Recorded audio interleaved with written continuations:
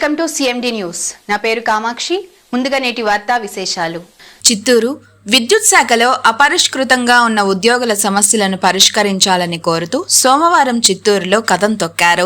Chittoor Amul dairy నుంచి collector కార్యాలయం వరకు విద్యుత్ ఉద్యోగులు పెద్ద ఎత్తున ర్యాలీగా వచ్చి కలెక్టర్ కార్యాలయం ఎదుట ఆందోళన కార్యక్రమం చేపట్టారు. ఈ సందర్భంగా విద్యుత్ జేఏసీ నాయకులు మాట్లాడుతూ విద్యుత్ ఉద్యోగులకు వైద్య ఖర్చులు ప్రస్తుతం 50% మాత్రమే అందజేస్తున్నారని దానిని 100% పెంచాలని కోరారు.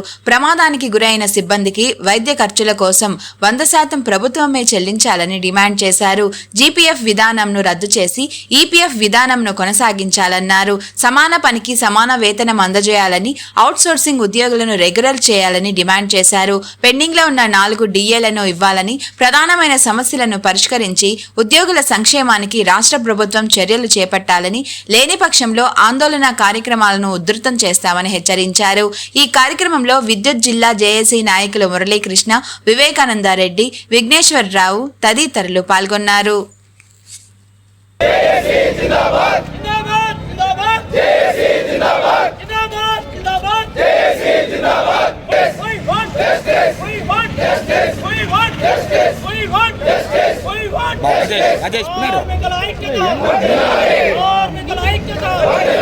కె వివేకానందరెడ్డి, నేను జేఏసీ కో చైర్మన్ను.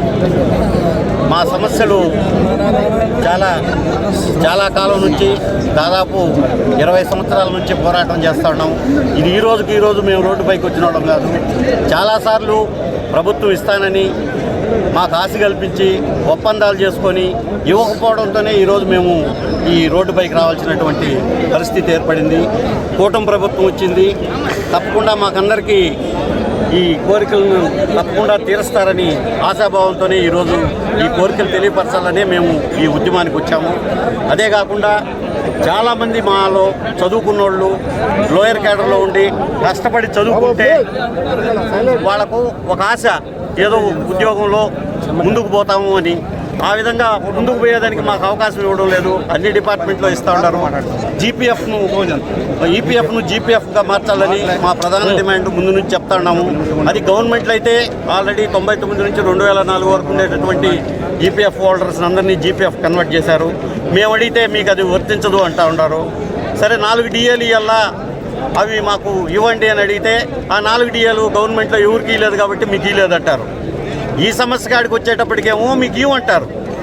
ఈ సమస్య అడిగితే మీకు 4 డిఏలు ఇచ్చేదానికి లేదంటారు. మీరు గవర్నమెంట్తో పాటు ఉండారని.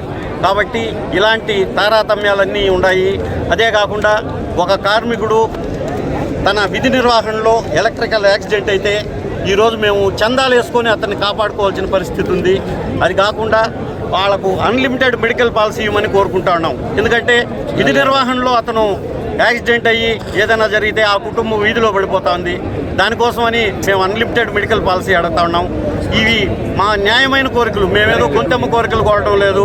సచివాలయం జేఎల్ఎం గ్రేడ్ 2 అని కొత్తగా ఒక కేడర్ పెట్టి సచివాలయానికి అనుబంధం చేశారు. వాళ్ళని అటు సచివాలయం కంట్రోలా, ఇటు డిపార్ట్మెంట్ కంట్రోలా అని లేకుండా 2 పక్కల పని చేయించుకుంటున్నాం. వాళ్ళని మా డిపార్ట్మెంట్తో విలీనం చేసి యాజ్ పర్ జేఎల్ఎంగా ఇవ్వాలని మనస్ఫూర్తిగా కోరుకుంటున్నాం.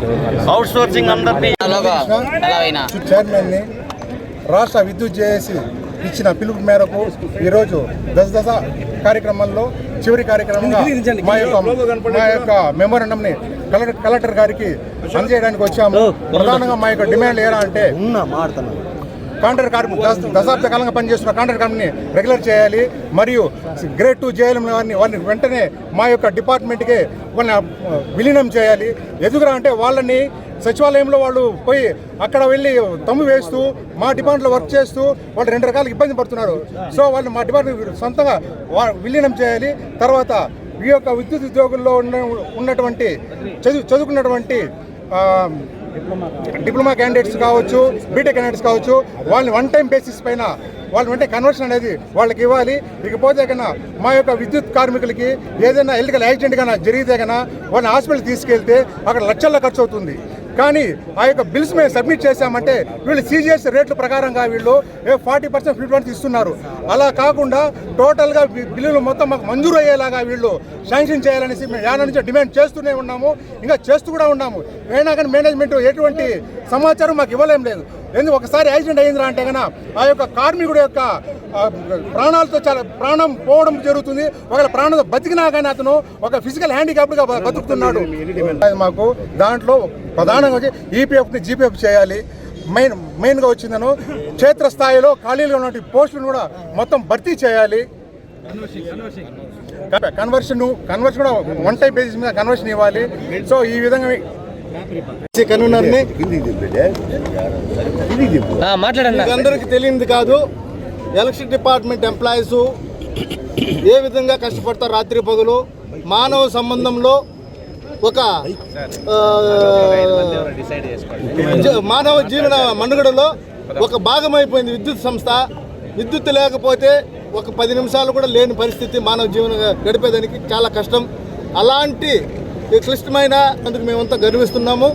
అదేవిధంగా మేము రాత్రి పగలు పనిచేస్తున్నా మాకు దశాబ్దాలుగా అది ఇమ్మంటున్నాము, మాకు పెండింగ్ డిఏలు ఉన్నాయి అది ఇమ్మంటున్నాము. మా డిపార్ట్మెంట్లో చాలామంది కష్టపడి చదివి ఎంతో ఉద్యోగార్హత పదోన్నతి కలిగిన చదువులు చదువుకున్నా కానీ ఇంతవరకు కూడా 30 సంవత్సరాలుగా కూడా వాళ్ళకి కన్వర్షన్ అనేది ఇవ్వకుండా ఏ కేడర్కి ఆ కేడర్ అట్టే పెట్టేస్తున్నారు. క్షేత్రస్థాయిలో వేల కొద్ది ఖాళీలు ఉన్నాయి. దాన్ని వెంటనే భర్తీ చేసి మా ఒక ఉద్యోగి చేయాల్సిన పని నలుగురు చేయాల్సిన పనిని ఒక మనిషితో చేసుకొని చాలా ఇబ్బందులు పడుతున్నాము.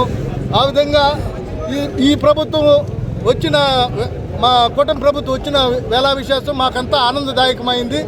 ఆ ప్రభుత్వంలో మా న్యాయమైన కోరికలు నెరవేర్చి మా ప్రభుత్వం మాకు అండగా ఉంటుందని మా విద్యుత్ ఉద్యోగుల కుటుంబాల్లో వెలుగు నింపాలని కోరుకుంటున్నాము. ఈ కార్యక్రమానికి సహకరించిన పోలీసు వారికి ప్రత్యేకమైన అభినందనలు తెలుపుకుంటూ క్వాలిటీ హాస్పిటల్ క్రిస్టియన్ పేట 5వ line Kavali. Doctor Gottipati Malinidevi MBBS MS OBGY కాన్పులు మరియు గర్భకోశ వ్యాధి నిపుణులు.